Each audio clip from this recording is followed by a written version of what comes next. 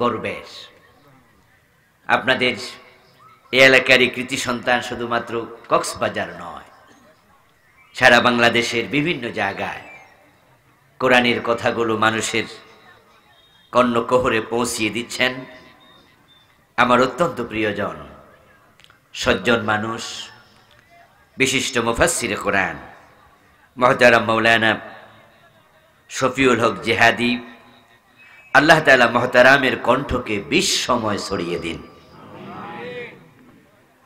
মুহতারাম মাওলানা রবিউল হাসান সাহেব, মাওলানা মোহাম্মদ মিসবাহুর রহমান সাহেব, হাফিজ মাওলানা মোহাম্মদ আতিকুল্লাহ সাহেব সহ অন্যান্য হযরত উলামায়ে কেরাম, মঞ্চ উপবিষ্ট এলাকার গণ্যমান্য ব্যক্তিবর্গ, ইসলাম প্রিয় তৌহিদি জনতা, পর্দার অন্তরালের সতী সাধবী, সম্মানিত মা ও বোনেরা, প্রিয় দিনী ভাইয়েরা, আপনারা কেমন আছেন? আলহামদুলিল্লাহ, আমিও ভালো আছি। আল্লাহ তাআলা আমাদের সকলকে ভালো রাখুন, সুস্থ রাখুন। আল্লাহ যতদিন আমাদের বাঁচিয়ে রাখবেন সকলকে ঈমানের সাথে রাখুন, বলুন আমিন। আল্লাহ তাআলার পবিত্র দরবারে লাখো কোটি শুকরিয়া জ্ঞাপন করছি, যে মহান মনিব অত্যন্ত মেহেরবানি করে এ কুয়াশা স্নাত রাতে, কনকনে শীতের মাঝে, কোরআনের আহ্বানে, কোরআনের এই ময়দানে আমাদের সকলকে হাজির হওয়ার তৌফিক দিলেন, যিনি আমাদেরকে মেহেরবানি করে সুস্থ রাখলেন, পবিত্র কোরআনের কথা বলার মতো, শোনার মতো কোরআন মুখী হৃদয় দিলেন। এই সব নেয়ামতের মালিক কে? সেজন্য আমরা আলোচনা শুরুতে মন প্রাণ উজাড় করে অন্তরের সবটুকুন শ্রদ্ধা এবং ভালোবাসা দিয়ে আমাদের মনিব আল্লাহ তাআলাকে শুকরিয়া জানাই, কৃতজ্ঞতা জানাই। সবাই মিলে জোরে জোরে একবার কালিমাতুশ শুকর পড়ি, আলহামদুলিল্লাহ। রব্বানা লাকাল হামদ হামদান কাসীরা তাইয়্যিবাম মুবারাকান ফীহ, ইয়া রাব্বি লাকাল হামদ কামা ইয়ানবাগি লিজালালি ওয়াজহিক ওয়া আযীমি সুলতানিক, ইয়া রাব্বি লাকাল হামদু কামা আসনাইতা আলা নাফসিক। আলহামদুলিল্লাহ, আল্লাহু আকবার কাবীরা, আলহামদুলিল্লাহি কাসীরা, সুবহানাল্লাহি বুকরাতাও ওয়া আসীলা। প্রশংসা করলাম কার? প্রশংসার মালিক কে?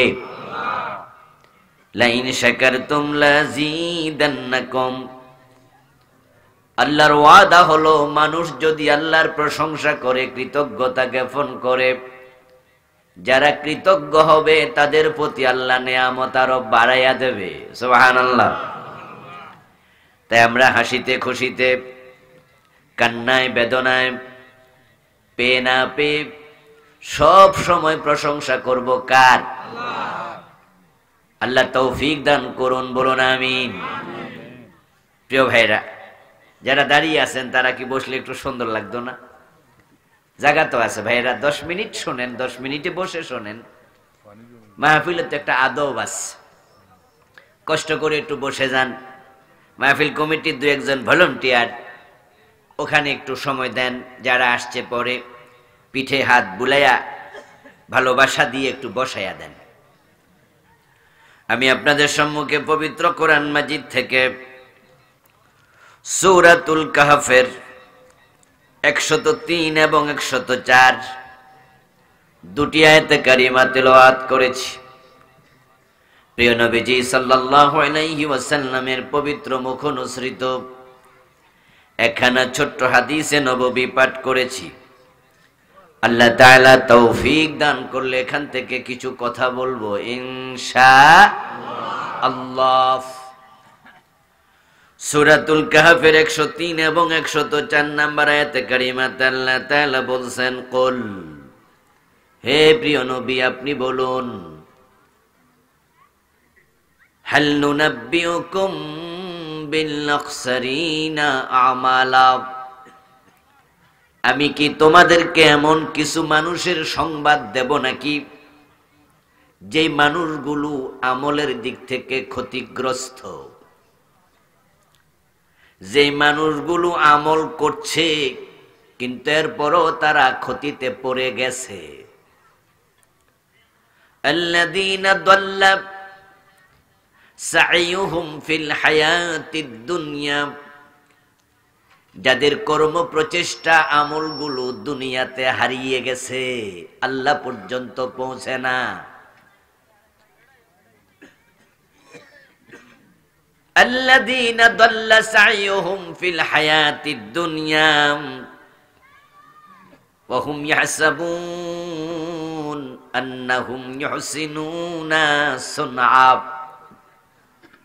তারা ভাবতেছে তারা ভালো কাজ করছে, তারা যে ক্ষতিতে পড়ে গেছে এটা বুঝার ক্ষমতাও তাদের নাই। এমন লোকদের খবর আমি দেব নাকি?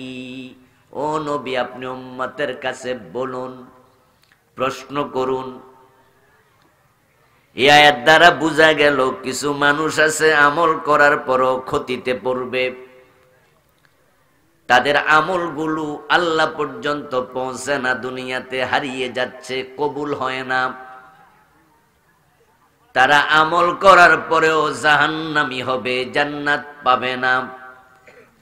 এই আয়াত গতকাল, গত সপ্তাহ, গত মাসে নাজিল হয় নাই, নাজিল হয়েছে 1400 বছর আগে সাহাবীদের যুগে রাসূলুল্লাহর উপরে। এতে বোঝা যায় আমল করেও ক্ষতিতে আছে, আমল কবুল হয় নাই এমন মানুষ রাসূলের যুগেও ছিল। আয়াত তো আর গত মাসে আসে নাই, গত বছর আসে নাই, রাসূলের যুগে এসেছে। এতে বোঝা যায় আল্লাহর হাবিবের যুগেও কিছু মানুষ ছিল যারা নেক আমল করেও ক্ষতিতে ছিল। হাজী সাহেবদেরকে পানি পান করাতো রাসূলুল্লাহর চাচারা, জেঠারা, আত্মীয় স্বজনেরা, এবং কাবা শরীফের চাবি তারা রক্ষণাবেক্ষণ করত। কাবা শরীফের মুতাওয়াল্লি ছিল প্রিয় নবীর আপন দাদা আব্দুল মুত্তালিব। কাবার খাদেম ছিল, কাবার খেদমত করে, কাবা রক্ষণাবেক্ষণ করে হাজীদেরকে পানি পান করাইয়াও তারা জাহান্নামী। কারণ তারা আল্লাহরও ইবাদত করত, সাথে লাত মানাত উজ্জারও ইবাদত করত। এমন কিছু মানুষ আছে যে মানুষগুলো মসজিদে গিয়ে আল্লাহরে সেজদা দেয়, আবার দরবারে যাইয়া পীরের পায়ে সেজদা দেয়। এমন লোক বাংলাদেশে আছে কিনা? ওরাও আল্লাহকে ডাকতো, বিভিন্ন সময় বিপদে পড়লে আল্লাহ আল্লাহ করত, বিপদ কাইটা গেলে লাত মানাত উজ্জার সামনে মাথা নত করত। এখন যারা আল্লাহরেও ডাকে, লাত মানাতেরেও ডাকে, ভগবানরেও ডাকে, কালী দুর্গা দেবীরেও ডাকে, ভগবানের মূর্তি বানায় না। কারণ হিন্দুরা জানে ভগবান যিনি তিনি আসমানে থাকে, তাকে দেখা যায় না, ছোঁয়া যায় না, তাই তার আকৃতিতে ভগবানের কোনো মূর্তি মন্দিরে তারা বানায় না। মক্কার মুশরিকরাও আল্লাহকে আল্লাহ নামে ডাকতো, খ্রিস্টানরা গড নামে ডাকে, হিন্দুরা ভগবান নামে ডাকে, আমরা আল্লাহ নামে ডাকি। একই সত্তাকে বিভিন্ন নামে ডাকছে, আমরা সব ব্যাপারে তার কাছে যাই। আর হিন্দুদেরকে দেখা যায় তারা বিয়ের জন্য যায়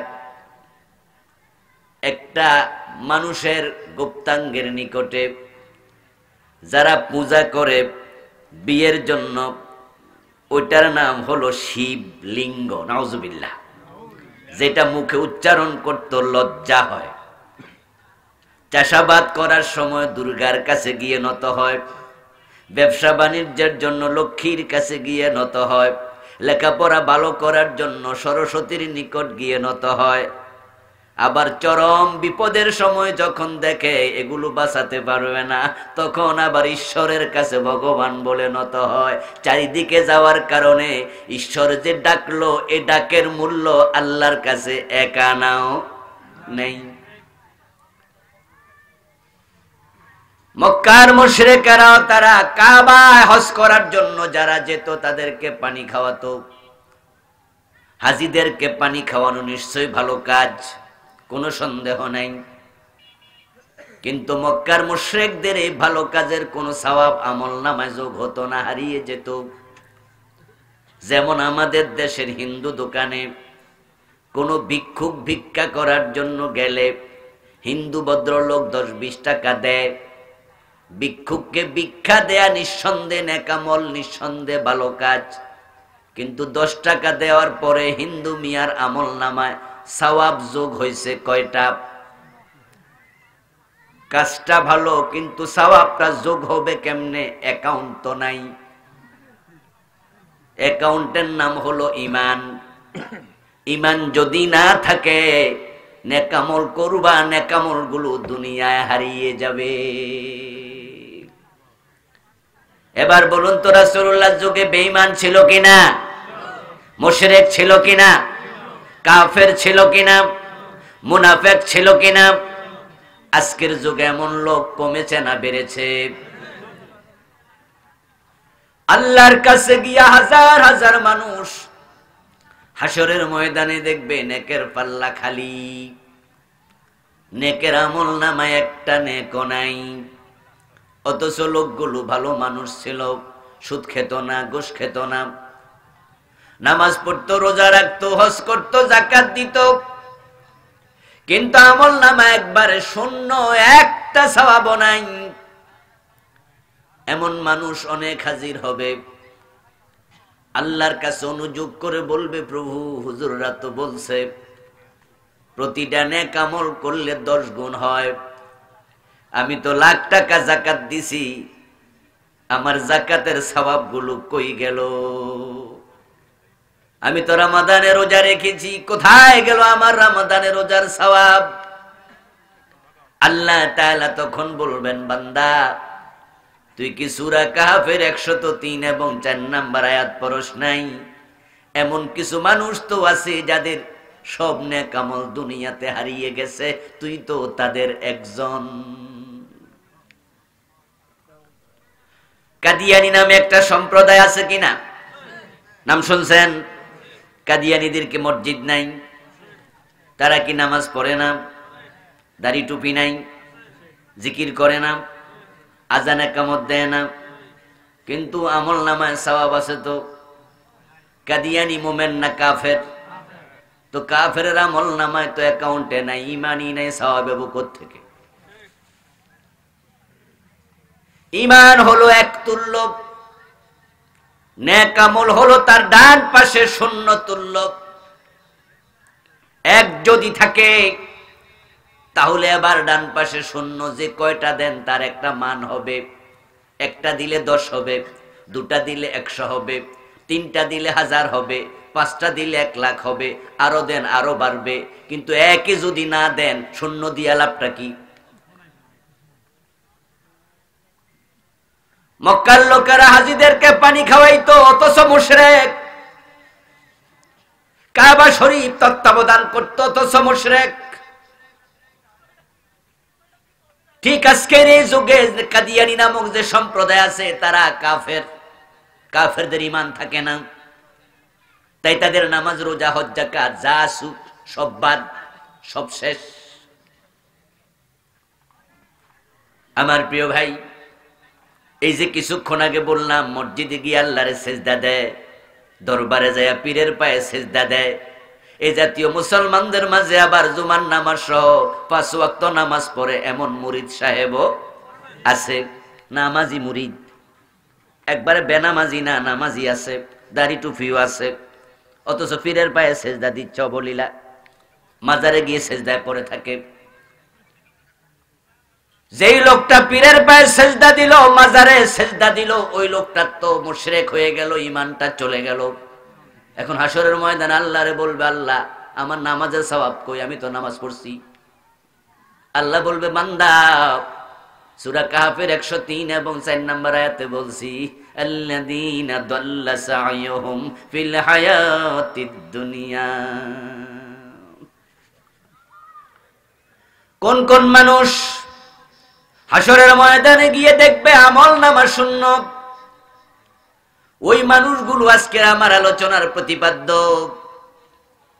হাসরের ময়দানে আল্লাহর সামনে গিয়া টের পাইয়া কোনো লাভ হবে না। সেদিন মানুষ টের পাবে। মোট 5 গ্রুপ মানুষ সেদিন হতাশা প্রকাশ করবে, আমল নামা শূন্য পাবে।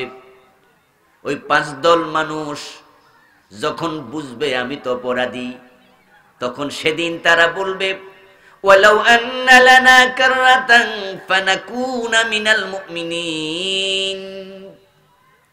ও আমাদের রব, আজকে তো বুঝছি আমি অপরাধী, আমি শিরক করেছি, আমি কুফর করেছি, এই কাজ করছি, এটা সত্য। আমল নামায় তো সব আছে, অস্বীকার করার কোনো সুযোগ তো নাই, অস্বীকার কইরা কোনো লাভও নাই।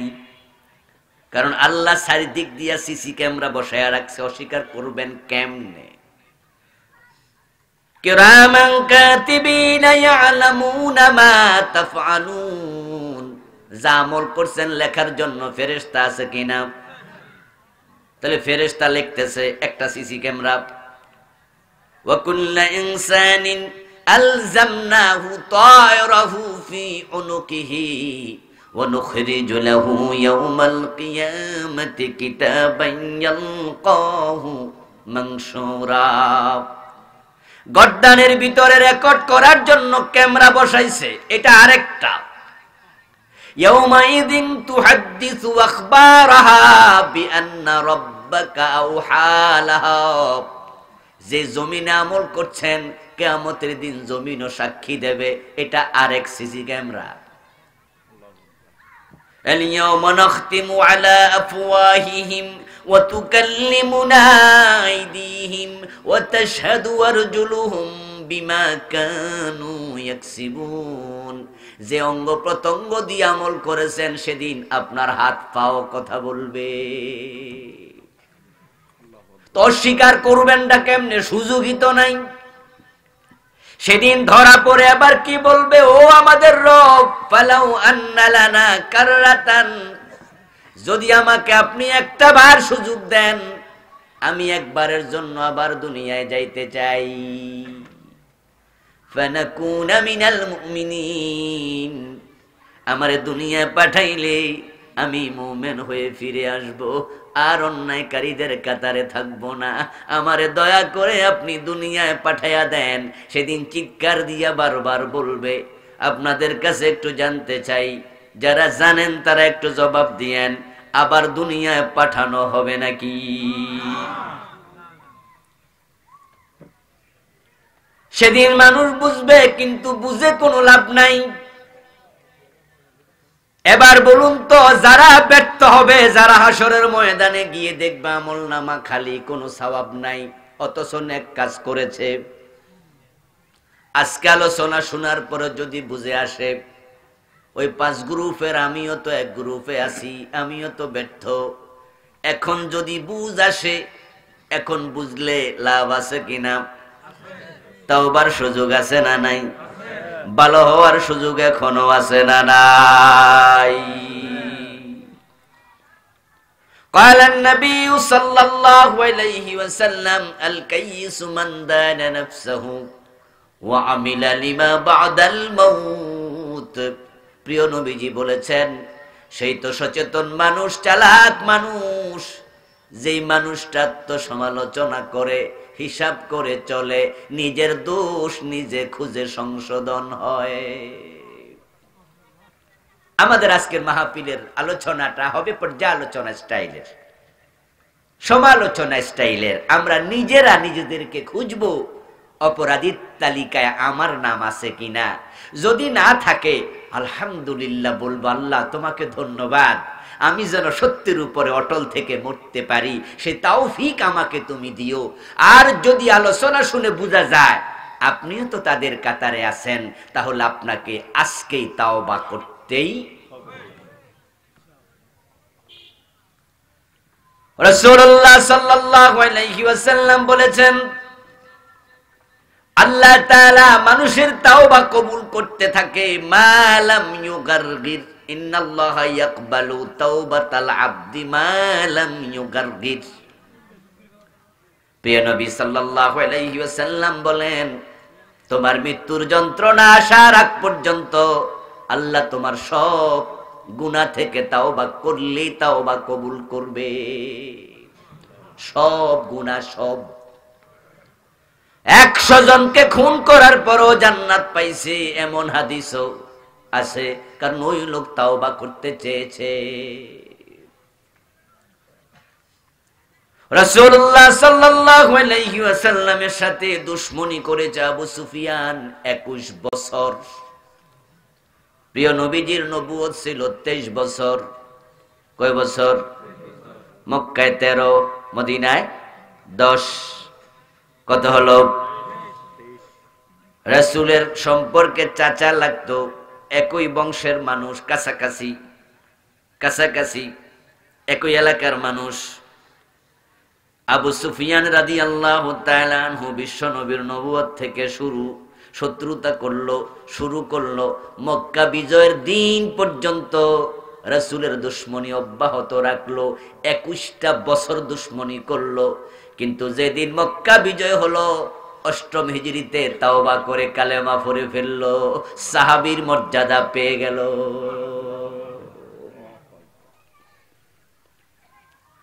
রাসূলুল্লাহ দুশমনি আবু জেহেল করেছে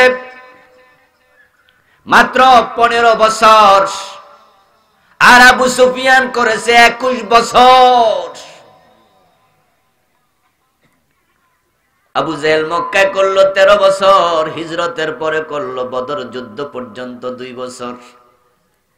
এরপরে আবু জেহেল জাহান্নামে চলে গেল। পরবর্তী দায়িত্বটা ফুরাজার হাতে, তার নাম আবু সুফিয়ান।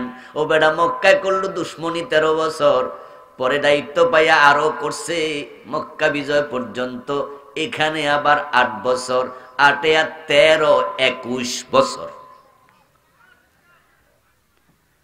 রাসূলের সাথে যতগুলো বড় বড় যুদ্ধ হলো, বদরের যুদ্ধ, উহুদের যুদ্ধ, খন্দকের যুদ্ধ সহ সবগুলা এই বেড়ার কারণে হয়েছে, এই বেড়ার নেতৃত্বে হয়েছে। অথচ মক্কা বিজয়ের দিন যখন তাওবা করছে, কালেমা পড়ছে, আল্লাহ সব মাফ করে দিছে। যদি এত বড় দুশমন তাওবা করে ক্ষমা পায়, ফিরে আসতে পারে, আমরাও গুনাহগার, যদি দেখি যে আমার নামটা অন্যায়কারীদের তালিকায় আছে, আমাদের জন্য তাওবার দরজা এখনো খোলা আছে না নাই? আল্লাহর হাবিব সাল্লাল্লাহু আলাইহি ওয়াসাল্লাম বলেছেন, যখন কিয়ামতের আগে পশ্চিম দিক থেকে সূর্য উদিত হবে, তখন তাওবার দরজা বন্ধ হয়ে যাবে। তখন মানুষ তাওবা করতে চাইলো, আর তাওবা কবুল করা হবে না। তাহলে তাওবা কবুল হবে না 2টা জিনিস। একটা হলো মৃত্যুর যদি গড়গড়া শুরু হয়, তাওবা কবুল আর হবে না। যেমন ফেরাউনের তাওবা কবুল হয় নাই। ফেরাউন কিন্তু পানিতে ডুবার সময় তাওবা করেছিল, ঈমানও এনেছিল, কিন্তু তার ঈমানটা আল্লাহর কাছে আর গ্রহণযোগ্য হয় নাই। حتى إذا أدركه الغرق قال آمنت أنه لا إله إلا الذي آمنت به بنو إسرائيل وأنا من المسلمين। আল্লাহ নিজে কোরআনে বলছে, বেটা যখন পানির মাঝে ডুবে মরতেছিল, তখন বেটা কয় আমান্তু, আমি ঈমান এনেছি, কিন্তু ঈমান গ্রহণ করা হয় নাই। তাহলে আমরা যারা আজকের মাহফিলে বসে আছি, আমাদের কারো কি মৃত্যুর গড়গড়া শুরু হয়েছে? তো শুরু না হওয়াই প্রমাণ করে তাওবা করার সুযোগ আপনার এখন আছে। এখনো কি পশ্চিম দিকে সূর্য উঠেছে? তো না উঠা প্রমাণ করে তাওবার দরজা এখনো খোলা আছে, ঠিক না? তাহলে তাওবার দরজা খোলা। মৃত্যুর যন্ত্রণা শুরু না হওয়ার কারণে তাওবা কবুল হবে। এরপরও যদি আপনি ভালো হতে না পারেন, তাওবা করতে না পারেন, দোষ কি আল্লাহর দেয়া যাবে? আবার বন্ধু কিছু মানুষ আছে যে মানুষগুলোর নেক আমলগুলো বাতিল হয়, অথচ তারা ভালো মানুষ, যেমন মাদার তেরেসা। নাম শুনছেন? শিক্ষিত মানুষরা তো শোনার কথা। মাদার তেরেসার নাম শুনছেন নি? ইউরোপের নাগরিক ছিলেন, ভারতে বসবাস করতেন, জীবনে বিয়েটা পর্যন্ত করেন নাই। মহিলা মানুষ, হাজার হাজার ইয়াতিমের মা। ভারতে উনি ডজনে ডজন অরফেনেজ খুলেছে, ইয়াতিমখানা খুলেছে। পথ শিশু, মা নাই বাবা নাই, ওদেরকে ধরে ধরে এনে মায়ের ভালোবাসা দিয়া তাদেরকে যত্ন করে মানুষ করত। কর্মের স্বীকৃতি স্বরূপ উনাকে নোবেল প্রাইজ দেয়া হয়েছে শান্তিতে। যতটা টাকা পেয়েছেন সবটা ইয়াতিমখানায় দিয়ে দিছে।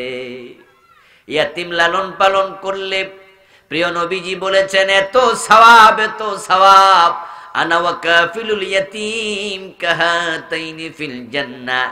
ইয়াতিমের লালন পালনকারী এবং আমি নবী মুহাম্মদ পাশাপাশি জান্নাতে থাকবো।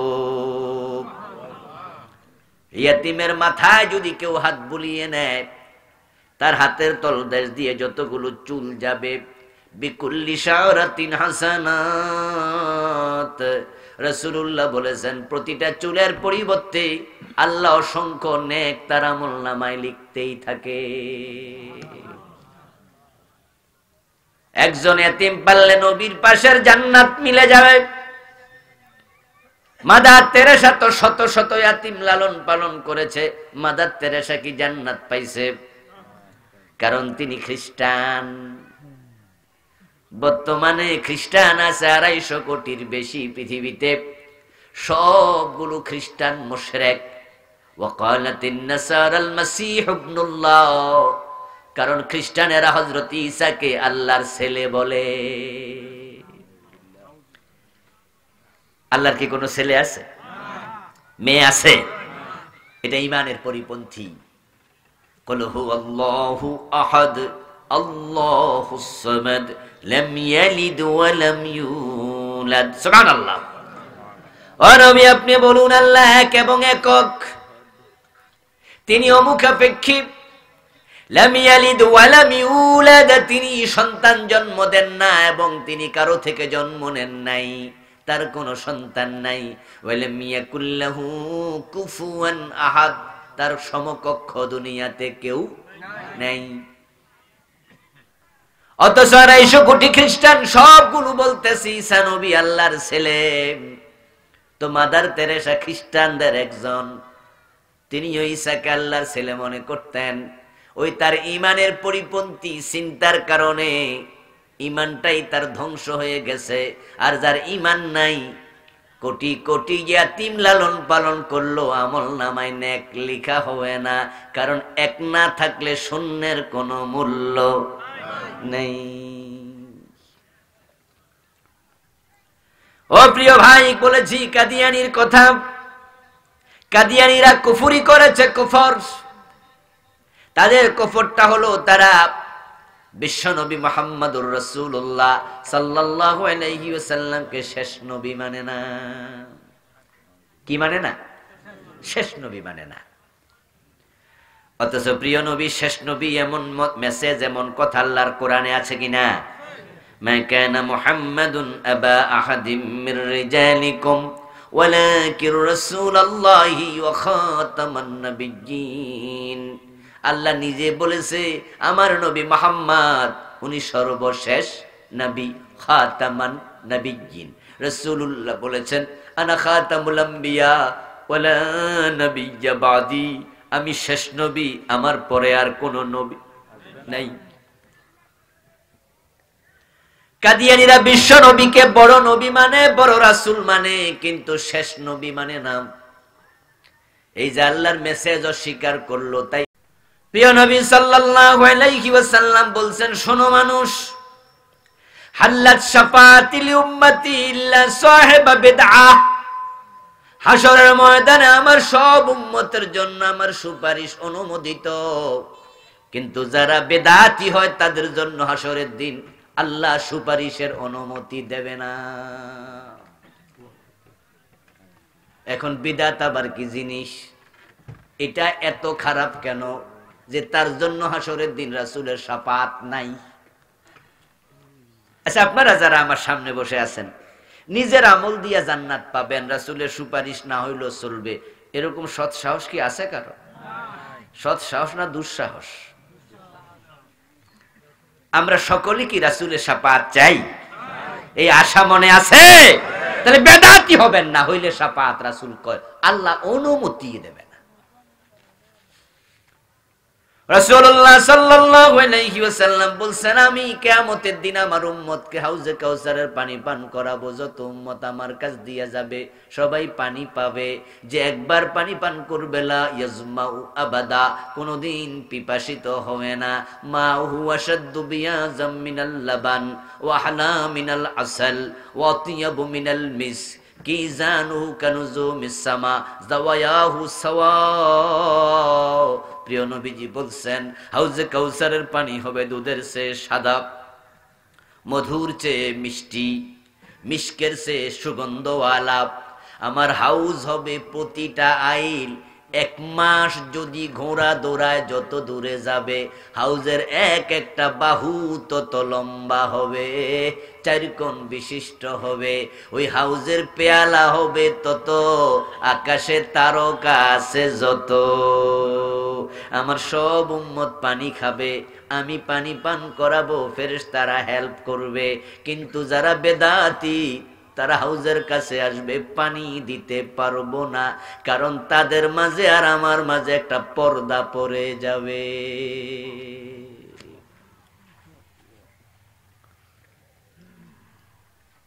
আল্লাহর হাবিব বলেন, ফায়াতিনি কওমুন ইয়ারিফুনানি ওয়া আনা আরিফুহুম। তারা পানির জন্য আসবে, হুজুর আমরা আপনার উম্মত, আমাদেরকে হাউজের পানি দেন। আমি মনে করব উম্মত, তারা তো আমাকে চিনে, আমিও চিনব উম্মত মনে করে। ফায়ুহালু বাইনি ওয়া বাইনাহুম, তাদেরকে পানি দেওয়ার আগে হঠাৎ করে দেখব তাদের মাঝখানে আর আমার মাঝে একটা পর্দা পড়ে গেছে। ফাকুলু ইন্নাহুম মিন্নি, আমি তখন বলবো কি হলো, তারা তো আমার উম্মত, পর্দাটা পড়ে গেল কেন? ফায়ুকালু ইন্নাকা লা তাদরি মা হাদাসু বাদাকা ফাকুলু সুকান সুকান লিমান গায়্যারা বাদি, রাওয়াহুল বুখারী। সহিহ বুখারীর হাদিস শোনাচ্ছি। প্রিয় নবীজি বলতেছেন, আমি তখন বলবো কেন তাদেরকে পানি দিতে পারলাম না? তখন ফেরেশতারা এসে বলবে, হুজুর এগুলো 2 নাম্বার উম্মত, আপনার ইসলামকে তারা বিকৃত করে ফেলেছে। আপনি যা রেখে এসেছেন তা তারা সুবিধা মতো, অসুবিধা দেখলে বাদ দিছে, সুবিধা হইলে কিছু বাড়াইয়া দিছে। ইন্নাকা লা তাদরি মা হাদাসু বাদাক, আপনার পরে তারা কত নতুন করছে আপনি জানেন না। রাসূলুল্লাহর ইসলামের মাঝে ছিল চোর ধরে হাত কাটো, কিন্তু আমাদের বাংলাদেশের ইসলামে এটা এখন আর নাই। রাসূলের ইসলামে ছিল জেনা করলে 100 বেত লাগাও, বিবাহিত হলো পাথর মারো। বাংলাদেশে ইসলাম আছে, মুসলমানও আছে, এই আইনগুলো এখন আর নাই। রাসূলের ইসলামে ছিল মদ পান করলে 80 বেত দিতে হবে। হযরত ওমর ফারুক নিজের ছেলে আবু শাহমাকে রেহাই দেন নাই।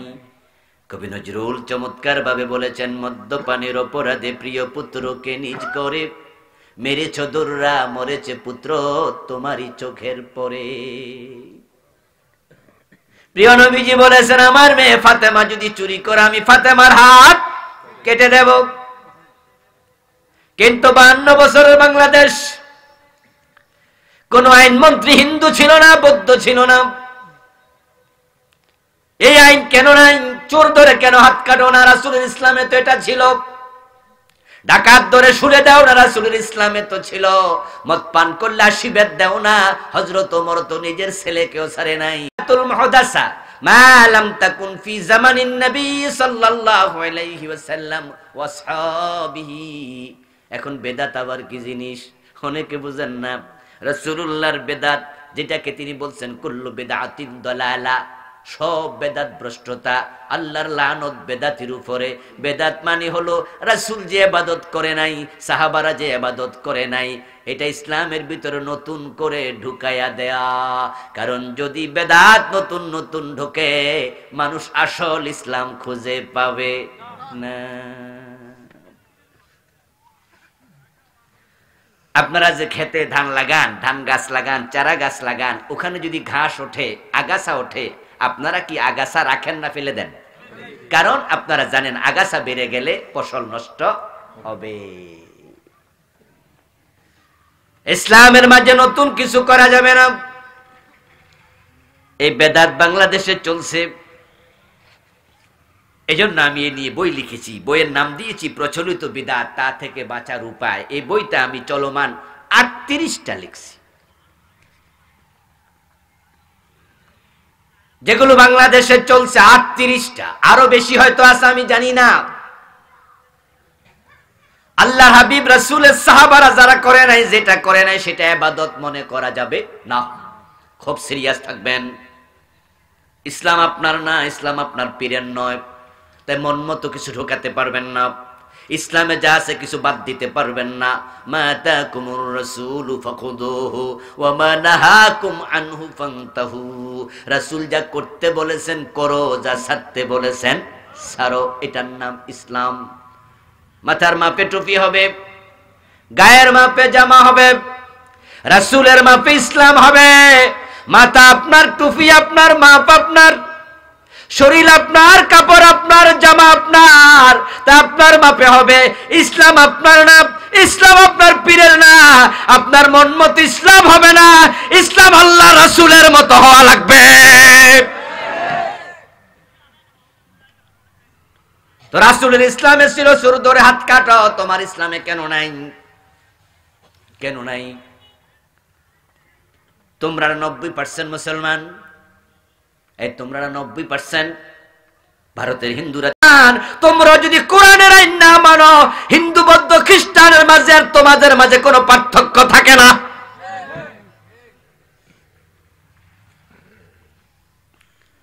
এই জন্য ইসলামের পক্ষে থাকা লাগবে পুরা। উদখুলু ফিস সিলমি কাফা, ইসলামে পরিপূর্ণ ঢোকো, আংশিক নয়। ও দোস্ত, ইসলাম যদি আমরা মানতাম পরিপূর্ণ, তাহলে আমরা দুনিয়াতেও শান্তিতে থাকতাম। ইসলাম যখন এসেছে, সাহাবারা মেনেছে, অর্ধ দুনিয়াতে এমন শান্তি কায়েম হয়েছে, অর্ধ পৃথিবীর সম্রাট ওমর গাছতলায় ঘুমায়, কোনো বডিগার্ডের প্রয়োজন নাই। অর্ধ পৃথিবী করেছো শাসন ধুলার তথ্যে বসে, খেজুর পাতার প্রাসাদ তোমার বারে বারে গেছে খসে। মদিনা থেকে জেরুজালেম চলে গেছে হযরত ওমর রাদিয়াল্লাহু তাআলা আনহু, সাথে মাত্র একজন খাদেম ওটের রশি টানবে। এর বাহিরে কোনো বডিগার্ড নাই, এসএসএফ নাই, র্যাব নাই, পুলিশ নাই, কোনো প্রয়োজন নাই। তামাম অর্ধ দুনিয়াতে শান্তির ফলগু দ্বারা প্রবাহিত। শুধু শান্তি কায়েম হয় নাই, এমন সমৃদ্ধি এসেছে, চুরি বন্ধ, ডাকাতি বন্ধ, মানুষের আয় করা টাকা, যাকাতের টাকা, খাজনার টাকা, করের টাকা মানুষের জন্য আবার কাজে এমন ভাবে লেগেছে। ধনীরা যাকাত দিয়েছে, গরিবরা যাকাত পেয়েছে, মাঝখান দিয়া কেউ লুট করে নাই। তাই গরিব আর নাই, গরিব সব ধনী হয়ে গেছে। যাকাত বিভাগের কর্মচারী যাকাতের টাকা কান্দে নিয়ে ঘরে, যাকাত খাওয়ার মতো লোক আর নাই। আচ্ছা, এই যে কথাগুলো আমি বললাম, এগুলো কি আমি বানাইয়া বলছি? এগুলা কোনো কবির কল্পনা বিলাস অথবা কোনো গদ্যকারের বানানো গদ্য নাকি সত্য? ইসলাম সে তো পরশ মানিক, তারেকে পেয়েছে খুঁজি, পরশে তাহার শোনা হলো যারা, তাদেরই মোরা বুঝি। ও প্রিয় ভাই, ইসলাম তেমনি, ইসলাম তেমনি। যদি আমাদের এই 52 বছরের সরকার শুধু যাকাত ভিত্তিক অর্থ ব্যবস্থা চালু করে দিত, আর বাংলাদেশের ধনীরা যথাযথভাবে যাকাতটা দিত, আর এই টাকাটা আবার গরিবদেরকে যথাযথভাবে দিত। প্রতি বছর যদি 10,000 গরিবকে যাকাত দিয়া ধনী বানায়া দেয়া যেত, এই 52 বছর তো বাংলাদেশে একটা গরিবও থাকার কথা ছিল না।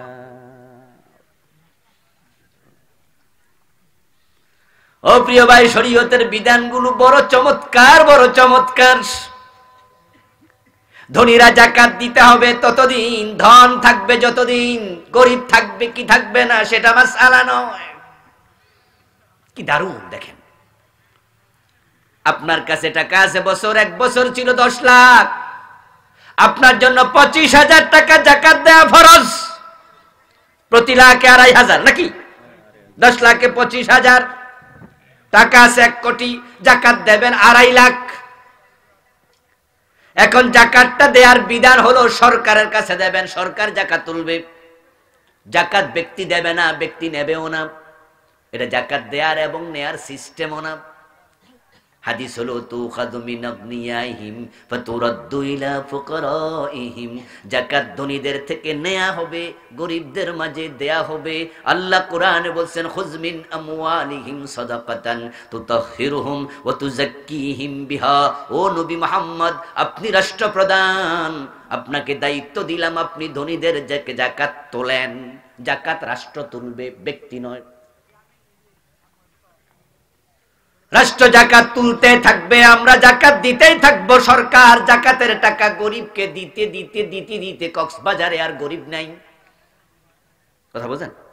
ধরেন 10 বছর 20 বছর কক্সবাজারের গরিবদেরকে যাকাত দিতে দিতে এখন যাকাত খাওয়ার মতো লোক আর কক্সবাজার জেলায়। কিন্তু যারা ধনী তাদের যাকাত দেয়া কি বন্ধ হবে? তখনও তারা যাকাত দেবে। এখন এই যাকাতের টাকাটা আবার চট্টগ্রাম জেলাতে দেব। চট্টগ্রামে এখনো 5,000 গরিব আছে, ওখান থেকে তোলা টাকা দিয়ে ওই সবকে ধনী বানানো যায় নাই। পরের বছর তারাও আর যাকাত খাওয়ার লোক নাই। পরের বার ফেনী জেলায় চলে গেল, পরের বার আবার ফেনী জেলাতে দারিদ্র শেষ, এবার কুমিল্লা জেলায় চলে গেল। এভাবে 20-30 বছর পরে পুরা বাংলায় ধরেন আর যাকাত খাওয়ার লোক নাই। কিন্তু যাকাত দেয়া কি বন্ধ হবে? ইসলামের আইন হলো যাকাত তাকে দিতেই হবে যদি ধনী হয়। এখন বাংলাদেশ সরকার টাকাটা কি করবে? এই টাকা নিয়ে যাকাতের ব্যাংকে, যাকাতের জন্য আলাদা ব্যাংক হবে, সে ব্যাংকে জমা করবে। জমা হতে হতে 10,000 কোটি, 20,000 কোটি, 50,000 কোটি, 1 লক্ষ কোটি, 5 লক্ষ কোটি জমা হলো। কিন্তু পুরা বাংলাদেশে যাকাত খাওয়ার লোক নাই। হঠাৎ করে দেখা গেল কলকাতায়, আসামে ঘূর্ণিঝড় হলো, সিডর হলো, ওখানে হিন্দুদের বাড়িঘর গুলো মাটিতে পড়ে গেল। বাংলাদেশ গভর্নমেন্ট হাততলা দিয়ে বলবে ভারত সরকারকে, আমরা আপনাদের কলকাতাতে, আসামে যে সিডর হলো, ঘূর্ণিঝড় হলো, 10,000 গরিবের ভারী ঘর বানাইয়া দেব, আমরা এত 1,000 কোটি টাকা বরাদ্দ দিলাম। তখন আসাম কলকাতার হিন্দুরা খবর পাবে বাংলাদেশ থেকে সাহায্য এসেছে, তারাও প্রশ্ন তুলবে 1971 সনে আমরা এত বাংলাদেশকে সাপোর্ট করে স্বাধীন করেছি, 47-এ ভারত স্বাধীন হলো, আর 71-এ বাংলাদেশ স্বাধীন হলো। তারা আমাদের পরে স্বাধীন হইয়া যদি আমাদেরকে সাহায্য করতে পারে, আমরা কেন পারি না? ও বাংলাদেশের মুসলমান এত টাকা পাইলা কই? আর তখন পত্রিকায় নিউজ হবে এটা যাকাত ভিত্তিক অর্থ ব্যবস্থার অবদান, এটা ইসলামের আইন। তখন হিন্দুরাও দাওয়াত দেয়া লাগবে না, নিজ থেকে তারা মুসলিম হতে শুরু করবে। এখন তোমরা ইসলামে কিছু ঢুকাইছো, কিছু বাদ দিছো।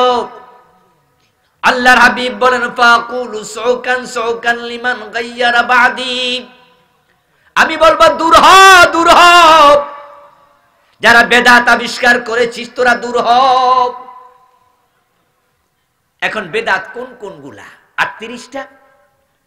আমি আজকে এটা তালিকা বলবো না, একটা শুধু বলেছি, এই যে মিলাদুন নবী। আর ছোট্ট করে যদি একটা বলি, এটা কিন্তু এখানেও অনেকের গায়ে পড়বে, সেটা হলো জিকিরের মাঝে বেদাত ঢুকেছে। ইবাদত করতে করতে নতুন কিছু ঢুকাইছে। সুবহানাল্লাহ, আলহামদুলিল্লাহ, লা ইলাহা ইল্লাল্লাহ, আল্লাহু আকবার, সুবহানাল্লাহি ওয়া বিহামদিহি, সুবহানাল্লাহিল আযীম ওয়া বিহামদিহি, আস্তাগফিরুল্লাহ।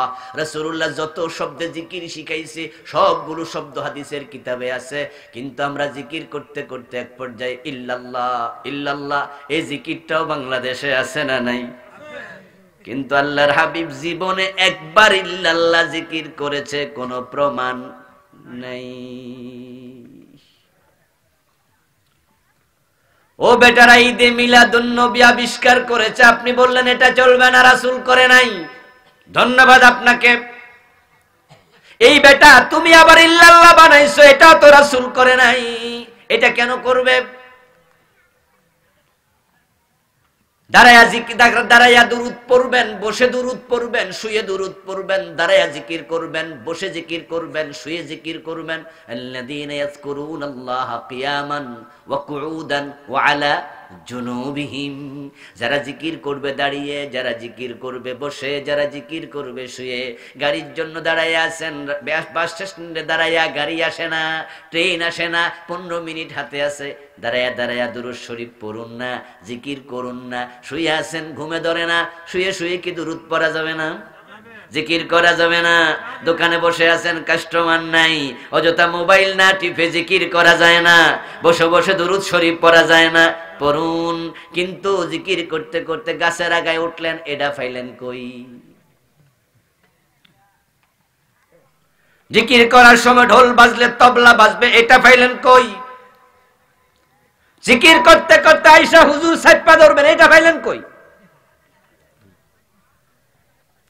বিভিন্ন জায়গায় দেখা যায় জিকিরের মজলিস, ওয়াজের মজলিসে শ্রোতারা আয়েশা বক্তারা পর্যন্ত ধরে চাপ মারে। আপনারা কি ভিডিওতে দেখেন নাই? আস্তাগফিরুল্লাহল আযীম। এই ভিডিওগুলো কি শুধুমাত্র মুসলমানদের কাছে? এটা কি হিন্দুদের মোবাইলে নাই? খ্রিস্টানদের কাছে যায় না? ওই হিন্দু বৌদ্ধরা পর্যন্ত মুসলমানের ইসলামকে নিয়ে তামাশা করে, ঠাট্টা করে, দেও দেও ইসলাম কি, ছাপাছাপি।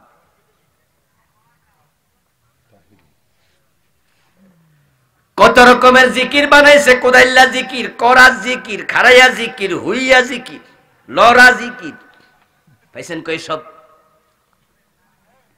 রাসূলুল্লাহ সাল্লাল্লাহু আলাইহি ওয়াসাল্লাম যে নিয়মে জিকির করেছে সে নিয়মে করবেন। ইসলামে বাড়ানো যাবে না, কমানো। রাসূল যেই শব্দে করেছে সেই শব্দে করুন, কমানো যাবে না, বাড়ানো যাবে না। এখন দুরূদ শরীফ পড়ার সময় কিছুক্ষণ বসে বসে পড়লেন, হঠাৎ করে ইয়া নবী বলে দাঁড়াইলেন। আচ্ছা দাঁড়াইলেন বুঝলাম, প্রশ্ন হলো কেন?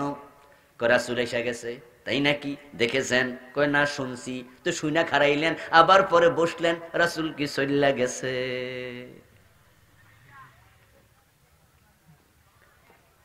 ইসলামকে নিজের মন মতো করা যাবে না, রাসূলের মতো করবেন। বেদাত বানাবেন, অবস্থা খারাপ।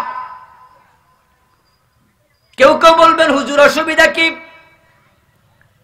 আজানের শুরুতে দুরূদ সালায়া দিলেন, আসসালাতু ওয়াসসালামু আলাইকা ইয়া রাসূলুল্লাহ। এই জাতীয় দুরূদ পড়ার পরে আজান শুরু করে এমন এলাকা আছে কিনা? চিটাঙে গেলে বেশি শুনবেন। আজানের আগে দুরূদ। জিজ্ঞাসা করলাম, ভাইজান হাদিসে তো পাইলাম না। রাসূলুল্লাহ 2 জন সাহাবীকে আজান শিখিয়েছেন। রাসূলের মুয়াজ্জিন ছিলেন 2 জন, একজন হযরত বেলাল আর একজন হযরত আবু মাহজুরা রাদিয়াল্লাহু তাআলা আনহুমা। রাসূল 2 জনকে আযান শিখাইছে, আল্লাহু আকবার বলে শুরু করো। কিন্তু আপনি দুরূদ শরীফ আগে পাইলেন কই? নতুন করে এটা যে ঢুকাইলেন, কই অসুবিধা কি? দুরূদ তো ভালো জিনিস। আমার বন্ধু, আপনার কাছে যা ভালো সেটা ইসলাম না। ইসলাম দলিল ভিত্তিক, তাই দলিলের বাহিরে গেলে কোনো কাজই ভালো নয়। আপনাদের এলাকায় যোহরের নামাজের যখন ফরজ পড়েন 2 রাকাতের পরে কি আত্তাহিয়াতু আছে? কথা বলেন। 2 রাকাত পড়ার পরে কি আত্তাহিয়াতু পড়েন? আচ্ছা, আত্তাহিয়াতু পড়ার পর কি দুরূদ শরীফও পড়েন? কেন পড়েন না? দুরূদ শরীফ ভালো জিনিস পড়ালাম। হানাফি মাযহাবের ফতোয়া হলো, কোন ব্যক্তি যদি 2 রাকাত পড়ার পরে 4 এবং 3 রাকাত বিশিষ্ট নামাজে আত্তাহিয়াতু পড়বে আবদুহু ওয়া রাসূলুহু, অতটুকু পড়ার পরে সে দাঁড়ায়া যাবে। যদি সে দুরূদ শরীফ পড়ে তাকে সাউ সেজদা দিতে হবে।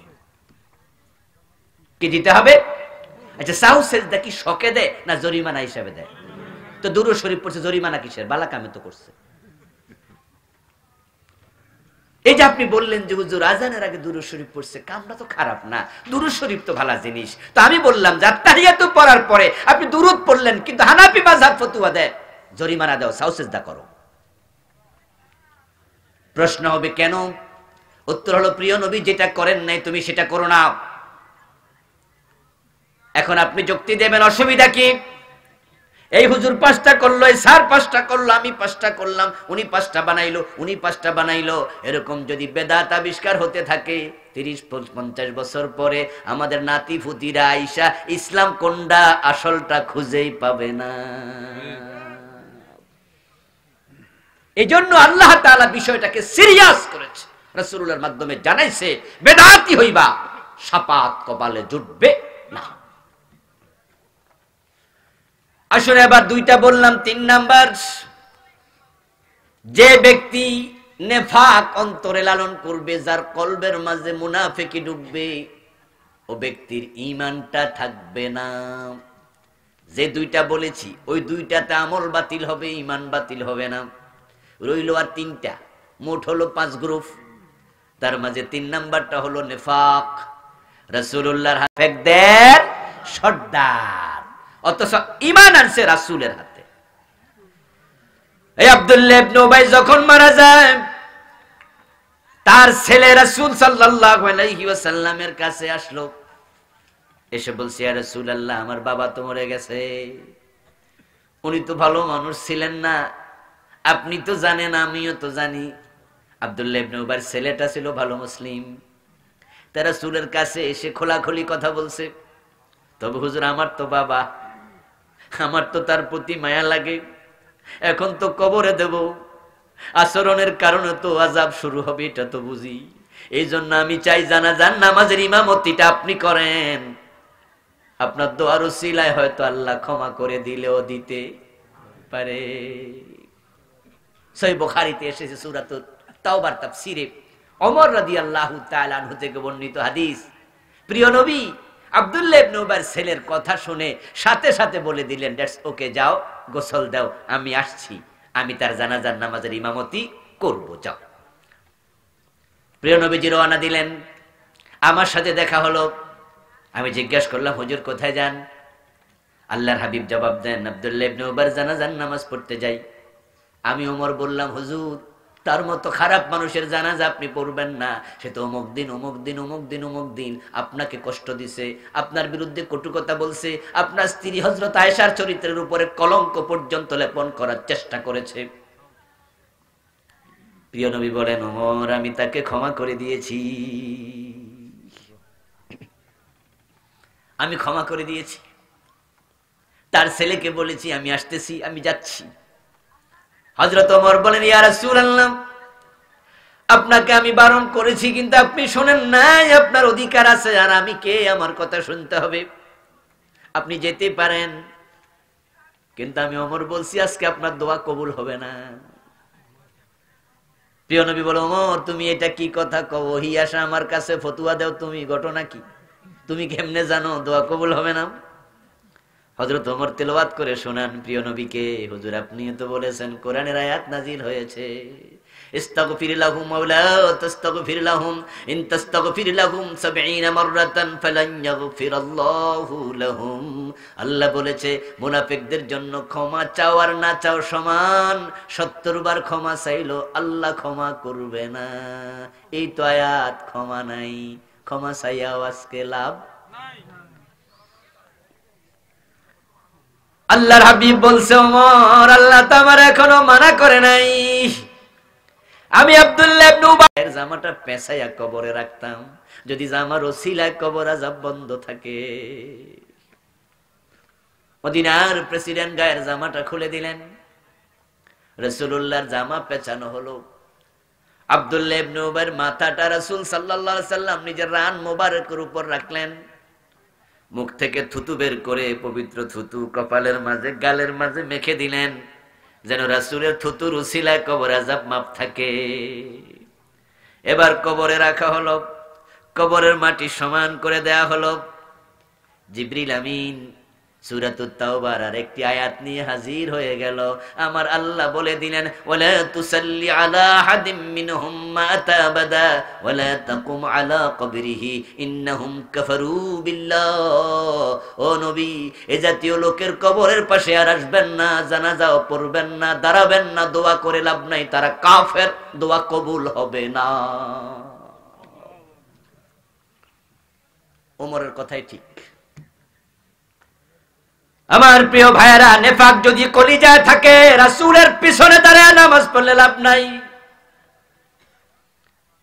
আমাদের দেশে যদি কেউ মারা যায়, যেমন আপনাদের চিটাঙ্গে কেউ যদি মারা গেল কক্সবাজার এলাকায়, সেদিন কোনো কারণে বাইতুল মোকাররমের খতিব সাহেব আপনার এলাকায় আসছে, অথবা হাটাজারি মাদ্রাসার মুহতামিম সাহেব আসছে, আর যদি উনি জানাজার নামাজ পড়ায়, তাহলে মাইয়েতের পরিবার কিন্তু একটু খুশি খুশি লাগে না?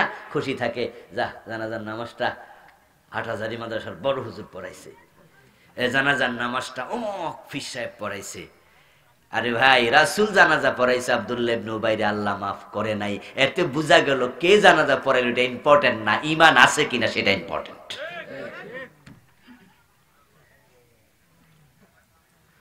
আমার বন্ধু, এখন নেফাক কার অন্তরে আছে, কার অন্তরে নাই, কেমনে বুঝবেন? ফি কুলুবিহিম মারাদ ফাযাদাহুমুল্লাহু মারাদা ওয়া লাহুম আযাবুন আলীম। অন্তরে নেফাক যদি থাকে, তোমার জন্য কঠিন আযাব। ইন্নাল মুনাফিকিনা ফিদ দারকিল আসফালি মিনান নার।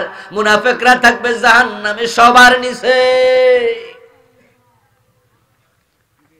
এখন নেফাক আছে কিনা কিভাবে বুঝবেন? নেফাকের 28টা আলামত লিখেছি, আরেকটা বই আমার আছে কুফর নিয়ে, নেফাক নিয়ে। 28টা লিখেছি আলামত কোরআন হাদিস থেকে। আপনার কলবে আছে কিনা নিজে মিলাবেন। কিন্তু বাংলাদেশের লোকেরা 4টা বেশি জানে। কথা বললে মিথ্যা বলবে, ওয়াদা করলে খেলাপ করবে, আমানত দিলে খেয়ানত করবে, ঝগড়া লাগলে গালিগালাজ করবে। এই 4টার আলোচনা বেশি, বাকি 24টার খবর কি?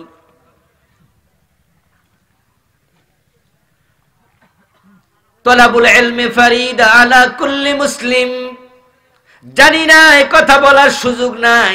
ইলম অর্জন করা মুসলমানের জন্য নফল না ফরজ। এগুলাই হলো মৌলিক ইলম। আমার প্রিয় ভাই, আল্লাহ তাআলা বলেন, ইযা উনজিলাত সূরাতুম মুহকামা ওয়া যুকিরা ফীহাল কিতাল রাআইতাল লাযীনা ফী কুলুবিহিম মারাদ ইয়ানজুরুনা ইলাইকা নাযারাল মাগশিয়্যি আলাইহি মিনাল মাউত। কারণ তোরে নেফাক আছে, ও রাসূল আপনি কেমনে বুঝবেন? শুনুন, যখন আপনার কাছে জিহাদের কোন আয়াত নাজিল হয়, জিহাদের কথা শুনলে যাদের চেহারা কালো হয়ে যায়, বুঝবেন তাদের কলবে মুনাফিকি আছে। রাসূলুল্লাহর জামানায় জিহাদের কথা শুনলে পলায়া গেছে এমন মুনাফিকও ছিল। আব্দুল্লাহ ইবনে উবাইর নেতৃত্বে উহুদের যুদ্ধের দিন 300 জন পলাইছে। উহুদের যুদ্ধের দিন মোট মুজাহিদ ছিল 1000, তার মাঝে 300 নেতা ছিল আব্দুল্লাহ ইবনে উবাই। রাসূল সাল্লাল্লাহু আলাইহি ওয়াসাল্লাম তখন জানতেন না এই বেটা যে মুনাফিক, তাকে নেতা বানাইছে 300 জনের। ওই জায়গা দিয়ে আপনি যান, এই জায়গা দিয়ে অমক, এই জায়গা দিয়ে আমি যাব। সেনাবাহিনীর কয়েক ভাগে ভাগ করে রাসূল উহুদের মাঠে যাইতে বলছে। আব্দুল্লাহ ইবনে উবাই সাউদ নামক জায়গায় যাইয়া 300 জনকে কইছে, আমরা আজ জিহাদে যাব না, বাড়ি ফিরে চলো, আমরা তোমাদের নেতা আমি, আমার কথা শুনতেই হবে। 300 জন লোক পলাই চলে আসছে। ঠিক আজকের বাংলাদেশও জিহাদের কথা শুনলে চেহারা কালো হয়, জঙ্গিবাদের গন্ধ খোঁজে, এমন কিছু লোক আছে না নাই? অথচ জিহাদ আর জঙ্গিবাদ কি এক জিনিস? জঙ্গিবাদ হারাম আর জিহাদ করা ফরজ। রাসূল সাল্লাল্লাহু আলাইহি সাল্লাম নিজে মুজাহিদ ছিলেন, সেনাবাহিনীর প্রধান ছিলেন 27টি যুদ্ধে। প্রিয় নবীর একজন সাহাবীর নাম বলতে পারবেন না যিনি জিহাদে যায় নাই। সব সাহাবী ছিলেন মুজাহিদ। একজন ছিল অন্ধ, নাম ছিল আব্দুল্লাহ ইবনে উম্মে মাকতুম রাদিয়াল্লাহু তাআলা আনহু। ওই অন্ধ সাহাবী ও গাজওয়ায়ে কাদেসিয়াতে জিহাদের মাঠে শহীদ হয়েছে। অন্ধ মিয়াও জিহাদে যায়, আর চোখওয়ালারা জিহাদের কথা শুনলে পলায়া যাচ্ছে। জিহাদ হচ্ছে ইসলামের একটা বড় মাপের অস্ত্র। মুসলমানরা যখন থেকে জিহাদ ছেড়ে দিয়েছে তখন থেকে বিশ্বব্যাপী মাইর খাওয়া শুরু হয়েছে। মুসলমান যদি জিহাদ করত ফিলিস্তিনে মাইর খাওয়া লাগতো না।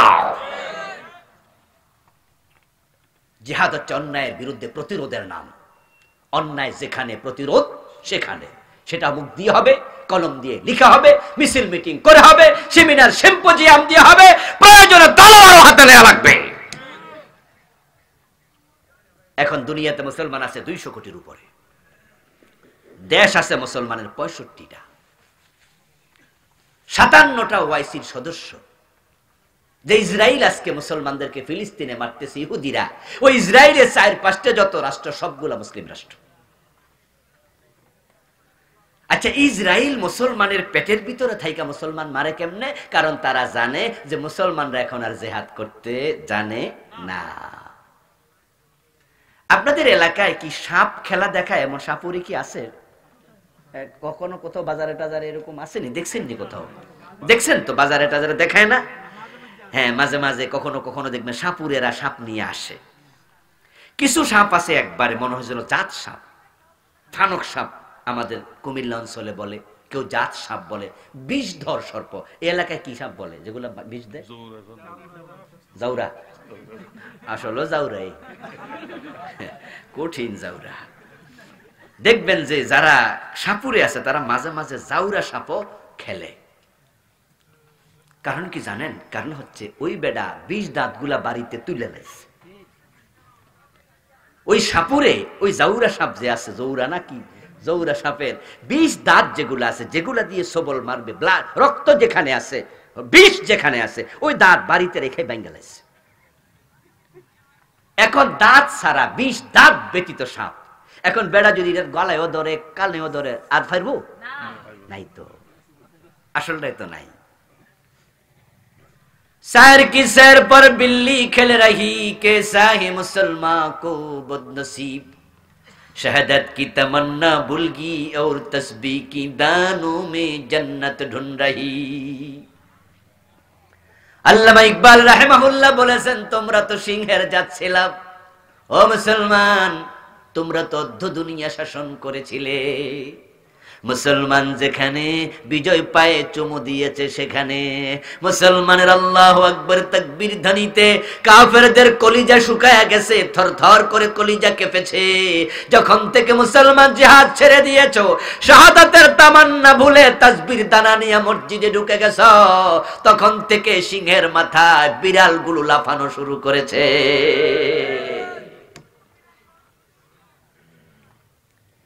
আমরা 200 কোটি মুসলমান। তুরস্কের সাবেক প্রধানমন্ত্রী নাজমুদ্দিন এরবাকান রাহিমাহুল্লাহ এক আলোচনায় বলেছিলেন, ও 200 কোটি মুসলমান, তোমরা বেঁচে থাকতে ফিলিস্তিনে মুসলমান মাইর খাবে কেন? 200 কোটি মুসলমান যদি ইসরায়েল থেকে এক খাবলা কইরা মাটি নিতা, এতে তো পৃথিবীর মানচিত্রে ইসরায়েল নামক কোনো দেশ থাকার কথা না। কিন্তু মুসলমান তো জিহাদ করে না, অন্যায়ের প্রতিবাদ করে না, এজন্য তামাম দুনিয়াতে মাইর খাচ্ছে। বাংলায় প্রবাদও আছে, শক্তের ভক্ত নরমের জম। তাহলে আমি 5টা আলামত বললাম, 4টা বলছি মিথ্যা বলা, ওয়াদা লঙ্ঘন করা, আমানতের খেয়ানত করা, গালিগালাজ করা, আর 5টা বললাম জিহাদ অপছন্দ করা। তো লিখছি তো 28টা, আরো রইল 23টা। আপনারা পড়বেন, বিভিন্ন লেখক লিখেছে, আমিও বই লিখেছি কুফর নিয়ে। স্টেজে আজকে বইগুলো পাবেন ইনশাআল্লাহ। রইল আর 2টা, একটা শিরিক আর একটা কুফর। এই যে শিরকের 1-2টা উদাহরণ দিছিলাম, পীর সাহেবের পায়ে সেজদা দেয়া, এটা কি শিরিক। মাজারে মানত করা, এটা কি শিরক। ধর্ম যার যার, উৎসব সবার, এই স্লোগান দেয়া শিরিক। জনগণ সকল ক্ষমতার উৎস, এ জাতীয় কথা বলা শিরিক। ধর্ম যার যার, উৎসব সবার, এই স্লোগান কি বাংলাদেশে এখন নাই? বইয়ের সিলেবাসে পর্যন্ত ঢুকাই দিস, ইন্না লিল্লাহি ওয়া ইন্না ইলাইহি রাজিউন। প্রিয় নবী এজন্যই তো বলেছেন, তাকুনু বাইনা সাআতি ফিতানুন কাকিতাইন লাইলিল মুসলিম, ইসবিহু ফিহার রাজুলু মুমিনান ফায়ুমসি কাফিরা। কিয়ামতের আগে এমন এক সময় আসবে, অন্ধকার রাতের আধারের মতো তামাম দিক থেকে ফিতনা বের হবে। ওই ফিতনার যুগে মানুষগুলো সকাল বেলায় মুমিন থাকবে, সন্ধ্যা বেলায় কাফের হয়ে যাবে। কি ফিতনা আসতেছে! এই যে ধর্ম যার যার উৎসব সবার, এই স্লোগানটা আজ থেকে 15 বছর আগে ছিল না।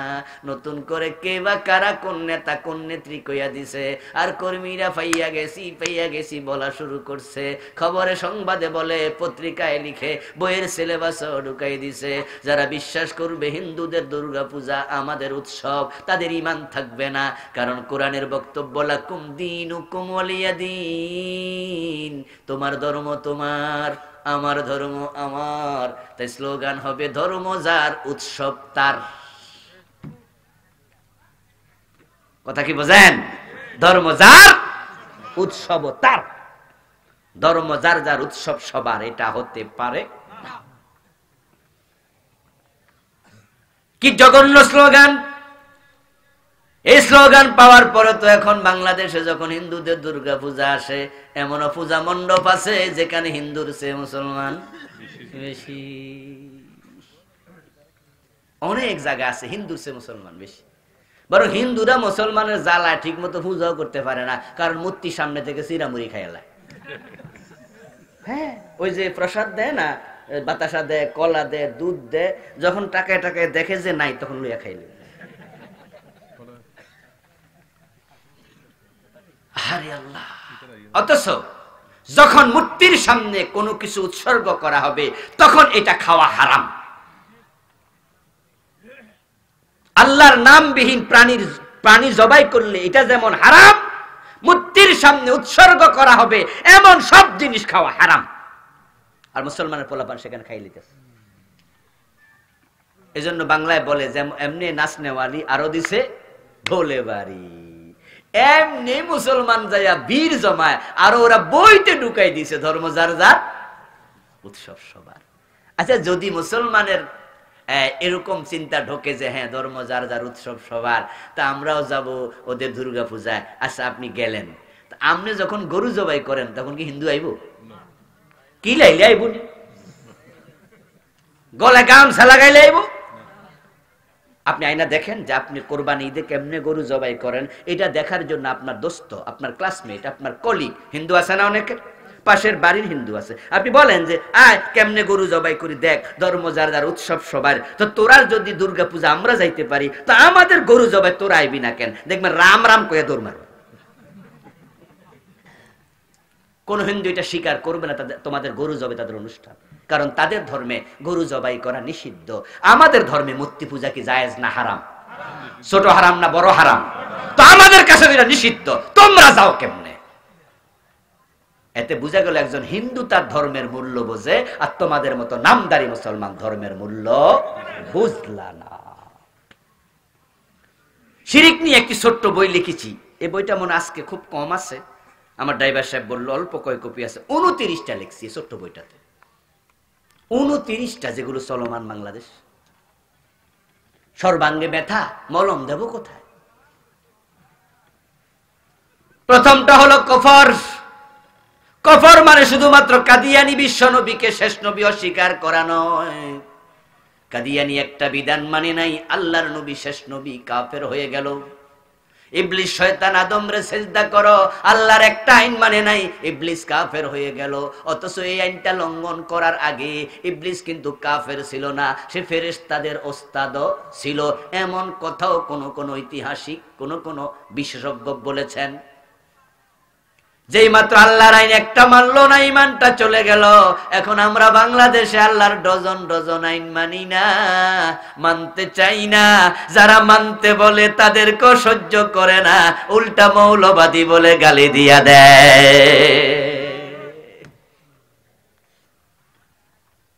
বাংলাদেশে চলমান 56টি 65টি কুফর আমি লিখেছি ওই বইতে। আরে অভাব নাই, চারদিকে কুফর, চারদিকে শিরক, আমরা আছি মাঝখানে। ও বন্ধু, তবে বাঁচার একটা সিস্টেম আছে, সেটা হলো বাইন মাছ হয়ে যাওয়া লাগবে। এদেশে কি মাছ করে? মিলছে তো? একটা মাছ আছে যে যেটা থাকায় কাদায় কিন্তু গায়ে কাদা লাগে না, কাদার ভিতরে বাইং মাছ থাকে, কিন্তু আল্লাহ তাআলা তার বডির মাঝে একটা রেক্সিনের মতো কিছু দিছে, টাকি মাছের গায়ে কিন্তু কাদা লেগে যায়। কিন্তু বাইং মাছ দেখবেন যে ভিতর থেকে বাইরে এসে কি সোনালী কালার। হাজারো শিরক থাকবে, কুফর থাকবে, নেফাক থাকবে, সমাজে হারাম থাকবে, আরো কত কিছু থাকবে, কিন্তু আমরা বাইং মাছের মতো কোরআন হাদিসের রেক্সিন গায়ে পরে থাকবো, আমাদের গায়ে কুফর শিরক যেন লাগতে না পারে।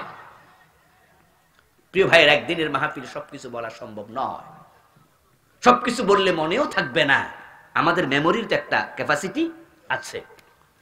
তবে আলহামদুলিল্লাহ আমি 7টি বই লিখেছি, এগুলো আপনাদের জন্য উপাদান, পাথেয়। স্টেজ থেকে দোয়ার পরে সংগ্রহ করবেন, পড়বেন, জানবেন। সালাত নিয়ে লিখেছি, পরকাল নিয়ে লিখেছি, মেরাজ নিয়ে লিখেছি, আর যেগুলো বললাম তা তো লিখেছি। যাদের পক্ষে সম্ভব নিয়ে যাবেন। যে কথাগুলো মাগরিবের পর থেকে এখানে বলা হলো এই পর্যন্ত, হক কথাগুলো, জরুরি কথাগুলো আমল করার তৌফিক আল্লাহ আমাদেরকে দান করুন, বলেন আমিন। হাদা মা ইনদি ওয়াল ইলমু ইনদাল্লাহ। ধন্যবাদ জানাচ্ছি আপনাদেরকে। কুয়াশা ঘেরা রাতে এই ঠান্ডার মাঝে আপনারা বসে আছেন, যে আপনারা যান নাই, চলেও তো যেতে পারতেন। আল্লাহ এই স্বীকৃতি যারা আজকে কোরআন হাদিসের পক্ষে দিল, জরুরি আলোচনাগুলো শুনলো, শোনার পক্ষে সাপোর্ট করলো বসে থেকে, আল্লাহ তাদেরকে দ্বীনের জন্য কবুল করো। আবারও বলেন আমিন। আমিন। আল্লাহুম্মা আনতাস সালাম ওয়া মিনকাস সালাম, তাবারাকতা ইয়া যাল জালালি ওয়াল ইকরাম। রব্বানা যালামনা আনফুসানা ওয়া ইন লাম তাগফির লানা ওয়া তারহামনা লানাকুনান্না মিনাল খাসিরিন। ربنا آتنا في الدنيا حسنة وفي الآخرة حسنة وقنا عذاب النار رب ارحمهما كما ربياني صغيرا। اے رب العالمین মেহেরবানি করে আজকের মাহফিল কবুল করে নাও। আমরা যারা এসেছি আমাদের জীবনের গুনাহগুলো maaf করে দাও। আমাদের সালাম তোমার বন্ধুর কবর মোবারক মদিনা মুনাফফারায় পৌঁছায়া দাও। হে আল্লাহ, আমরা যারা হাত তুলেছি, কারো মা নাই, কারো বাবা নাই, দাদা নাই, দাদি নাই, নানা নানি, আপনজন প্রিয়জন দুনিয়ায় নাই, সবার কবরে হাদিয়া পৌঁছায়া দাও। সবার কবরকে জান্নাতের টুকরা বানায়া দাও। হে আল্লাহ, আমরা কবরের যাত্রী, জানি না কবে কার ডাক এসে যায়। মনিব, কবরে যাওয়ার প্রস্তুতি গ্রহণ করার সুযোগ আমাদের দিয়ে দাও। আয় রাব্বাল আলামিন, আজকের মাহফিলের সম্মানিত সভাপতি সাহেবের নেক হায়াত দারাজ করে দাও। হে আল্লাহ, মাহফিলের জন্য যারা টাকা দিলেন, পয়সা দিলেন, বুদ্ধি দিলেন, পরামর্শ দিলেন, সবার সব খেদমত কবুল করে নাও। দানকারীদের দান তুমি কবুল করে নাও। দানের উসিলায় হালাল জীবিকা বাড়ায়া দাও, হারাম থেকে বেঁচে থাকার তৌফিক দাও। হে আল্লাহ, প্রবাস থেকে অনেকে টাকা দিয়েছেন, পয়সা দিয়েছেন, বুদ্ধি পরামর্শ দিয়েছেন। আমাদের আপনজন প্রিয়জন যারা প্রবাসে আছে, নিরাপদে থাকার তৌফিক দাও, রুজি রোজগারে বরকত দাও। আয় রাব্বাল আলামিন, বাংলার জমিনকে কোরআনের জন্য কবুল করে নাও। হে আল্লাহ, যে সমাজ কল্যাণ পরিষদ, হে আল্লাহ ইসলামী সমাজ কল্যাণ পরিষদ, হে আল্লাহ দক্ষিণ দিক পারাস্থ এই সমাজ কল্যাণ ইসলামী পরিষদটাকে কবুল করো। এর সভাপতি, সেক্রেটারি, কোষাধ্যক্ষ সহ সভাপতি, সদস্যবৃন্দ সবগুলাকে কোরআনের কর্মী বানায়া দাও। তাদের সকলকে হযরত ওমরের মতো ঈমানওয়ালা বানায়া দাও। এই সমাজ কল্যাণ পরিষদের মাধ্যমে দেশ জাতি ইসলামের আরো বড় বড় খেদমত করার তৌফিক দিয়ে দাও। হে আল্লাহ, আমার মা বোনেরা এসেছে ওয়াজ শোনার জন্য দূর দূর থেকে, এলাকা থেকে, তাদেরকে ফাতেমাতুজ জাহরার মতো ঈমান আমলওয়ালা বানায়া দাও। হে আল্লাহ, আমাদের মনের নেক আশাগুলো পূরণ করে দাও, আমাদের বিপদ আপদ দূর করে দাও, সুস্থ সুন্দর জিন্দেগি নসিব করে দাও, আমাদেরকে দুনিয়া আখিরাতে কল্যাণ দিয়া দুই হাত ভরপুর করে দাও। ফিলিস্তিনকে আগ্রাসন মুক্ত করে দাও, ফিলিস্তিনিদেরকে স্বাধীনতা দিয়ে দাও, মসজিদ আকসাকে আবার মুসলমানের হাতে ফিরাইয়া দাও, ইসরায়েলি ইহুদিদেরকে তুমি ধ্বংস করে দাও, আসমান থেকে গজব পাঠাইয়া তাদেরকে নিশ্চিহ্ন করে দাও। তামাম দুনিয়ার মুসলমানদেরকে ইসলামের পক্ষে, ফিলিস্তিনের পক্ষে দাঁড়াইয়া কথা বলার হিম্মত তুমি দিয়ে দাও। ওয়ারহামনা ওয়ানসুরনা واجعل آخر كلامنا عند الموت لا إله إلا الله محمد رسول الله والسلام عليكم